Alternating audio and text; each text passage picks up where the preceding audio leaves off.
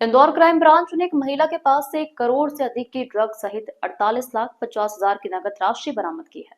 महिला द्वारा शहर के कई बड़े ड्रग तस्करों से तार जुड़े होने के साथ ही प्रदेश स्तर पर महिला से तस्कर संपर्क में है। महिला शराब की तस्करी करने के बाद में मादक पदार्थ की तस्करी गिरोह से जुड़ी और शहर ही नहीं प्रदेश के विभिन्न जिलों में महिला के तार जुड़ते होने की बात सामने आई है। फिलहाल क्राइम ब्रांच महिला से बारीकी से तमाम पहलुओं पर पूछताछ में जुटी हुई है। Crime branch DCP Rajesh Tripathi के अनुसार कुछ समय पहले रवि कला निवासी पटरीनाथ को गिरफ्तार कर 11.78 ग्राम ब्राउन शुगर बरामद की गई थी, जिससे पूछताछ में बात सामने आई थी कि द्वारिकापुरी में रहने वाली सीमा नाथ नामक महिला से वह मादक पदार्थ खरीदना है। इसके बाद में crime branch additional DCP Rajesh Dandotia और एससीपी देवेंद्र धुर्वे के निर्देशन में टीम गठित की गई। नाथ मोहल्ला अहिरखेड़ स्थित घर पर दबिश दी गई तो क्राइम ब्रांच भी चौंक गई और 516 ग्राम अवैध मादक पदार्थ जिसकी अनुमानित कीमत 1 करोड़ बताई जा रही है। तो वहीं छानबीन में घर से 48,50,000 की राशि भी बरामद हुई है।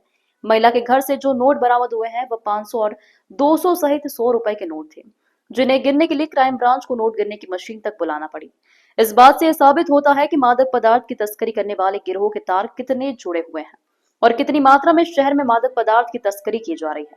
और उससे बड़ा सवाल यह है कि थाना क्षेत्र द्वारिकापुरी में इतना मात्रा में मादक पदार्थ की तस्करी हो रही थी, तो क्या संबंधित थाना की पुलिस को इसकी सूचना नहीं थी?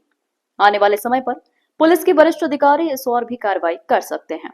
ये पूर्व में 28 जुलाई के आसपास एक लगभग 14 ग्राम की ब्राउन शुगर पकड़ी गई थी रवि काला की, जिसने एक महिला का नाम बताया था कि वहाँ से वो ब्राउन शुगर लगातार खरीद रहा। इसी बात को लेकर के कल भी सूचना मिली कि सीमानाथ जो अहिरखेड़ी द्वारकापुरी थाना क्षेत्र में रहती है, वो लगातार ब्राउन शुगर विक्रय का काम कर रही है। और पूर्व में भी इस तरह की सूचनाएं थी। उसका क्रिमिनल रिकॉर्ड भी चेक किया गया, तो पहले भी एनडीपीएस एक्ट के मामले थे और बहुत सारे मारपीट के एक्साइज एक्ट के मामले थे। इस पर से क्राइम ब्रांच की 3 टीमों ने एसीपी देवेंद्र धुर्वे और टीआई जितेंद्र सिंह के नेतृत्व में दबिश दी। जब दबिश दी गई और उसके घर की तलाशी ली गई तो मालूम पड़ा कि उसके घर के अंदर से लगभग 516 ग्राम ब्राउन शुगर, जो लगभग कीमती 1 करोड़ रुपए का, और साथ में 48,50,000 रुपये नकदी मिले। और ये नकदी जो है ये 100 रुपये, 200 रुपये, 500 रुपये की उसमें मिले हैं, जिसके कुल नोटों की संख्या 18,100 थी और ये टोटल 48,50,000 रुपये था। नोटों की संख्या ज़्यादा होने की वजह से नोटों की मशीन बुलवा कर उसकी काउंटिंग कराई गई और मौके पर जो ब्राउन शुगर मिला था उसको जब्त किया गया।